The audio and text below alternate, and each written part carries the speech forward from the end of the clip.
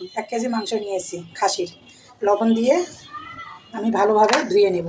1 কাপের মতো পেঁয়াজ বেরেস্তা নিয়েছি, 2 চামচ টক দই, আদা রসুন বাটা একসাথে, জিরা 1 চামচ, ধনিয়া গুঁড়া 1 চামচ, মরিচ 1 চামচ, স্বাদ মতো লবণ, রাঁধুনির বিরিয়ানি মশলাটা নিয়েছি।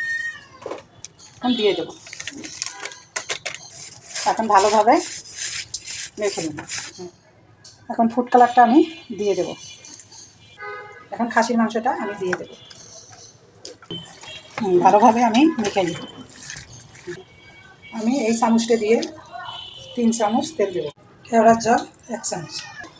আমি রেস্টে 3 ঘন্টার জন্য রেখে দেব।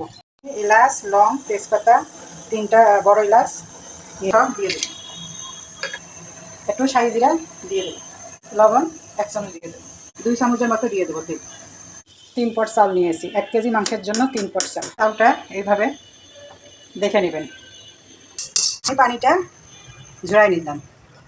আলু দিয়ে দেবো, ভেজে নেবো আলু আমি। ঢাকনাটা উঠাই নেব। মাশাআল্লাহ, অনেক সুন্দর হয়েছে। আপনারা সবাই বাসায় ট্রাই করবেন আর কমেন্টস করবেন, ফলো লাইক দিয়ে পাশে থাকবেন।